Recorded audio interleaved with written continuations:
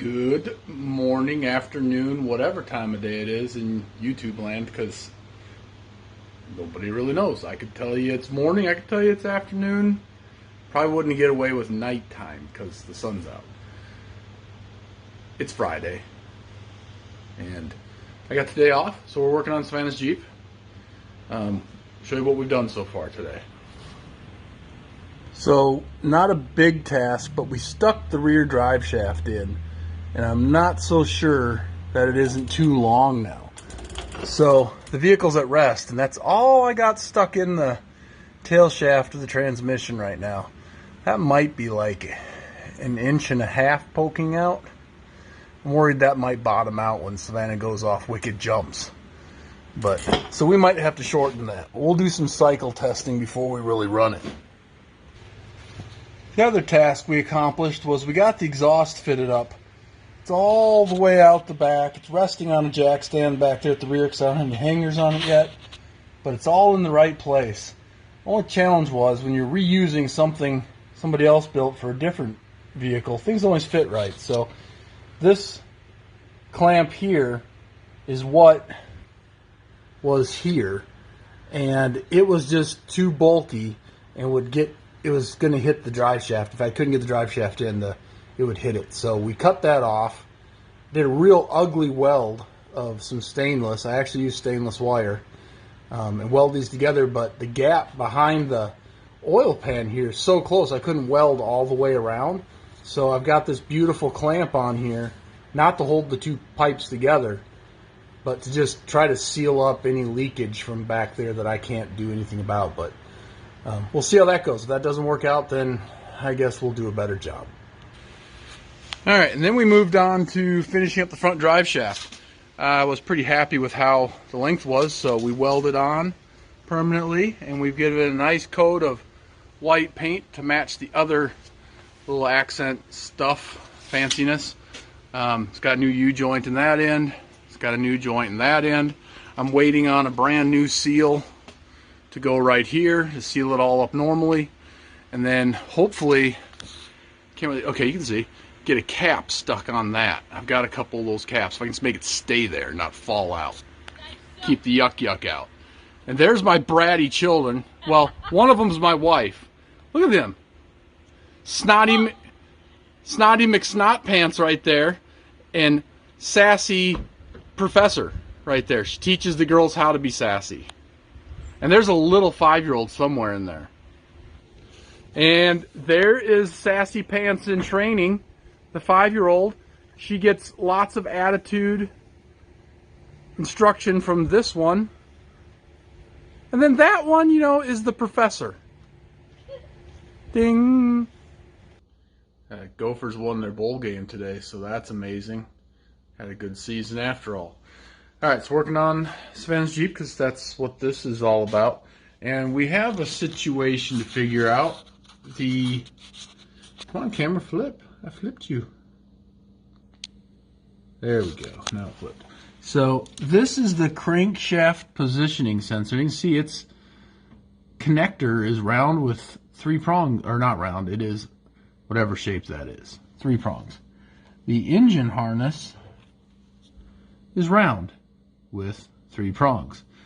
The situation here is that Savannah's Jeep was an automatic, and we swapped in a much fresher 4.0 than what she had, and a manual transmission. Here, I'll show you the crankshaft positioning sensor right here. You see it's, you know, the sensor's down there on the bell housing. There it is. It's round, matches what's on the engine of that engine harness of that Jeep. Inside this box is the wiring harness computer for the engine that we just put in this Jeep. Now I'm not going to swap that harness in here, but I'm hoping I'm going to find the correct connector, and that I'll be able to swap this connector out onto the engine harness under there, and then it'll all work right. Crossing my fingers. If that doesn't work right, I may have to put the computer in this Jeep that's in this pile of stuff. There's a computer in there. Promise. Alright, I found the connector in the old harness. Previous owner happened to even write throttle body on it. That was nice for that one. And this one, transmission. So it looks like it's 3 holes, 3 wires. It says transmission. So we're going to get a little peeled back here. And then we'll clean this up and we'll see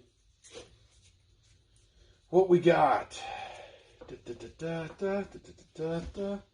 I have a pick. Hopefully I don't stick it in my finger, because that will really hurt. We'll use a knife now. Sorry, I make a lot of noises.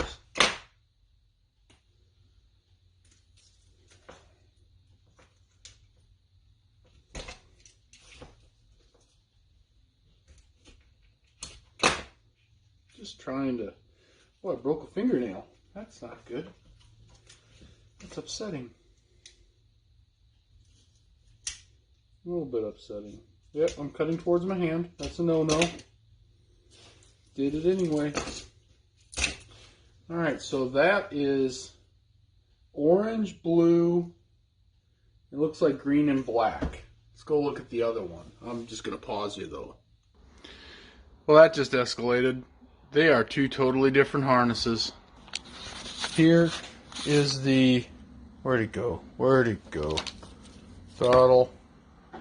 Here we go. This is the crank position sensor. And as you can see, orange, blue, black stripe, gray, I think, with a black stripe. This blue goes into a big fat wire right here with a whole bunch of others. They all come out here. Some of them are tied together. It's not what it is on Savannah's Jeep. On Savannah's Jeep, you know, here is the crank position sensor. And it's just going down there. It's those 3 wires right there, whatever they are, red, black. Red with a black stripe, I mean white with a black stripe, and I can't tell what that color is. Brown with a red stripe, whatever. It looks like brown with a red stripe.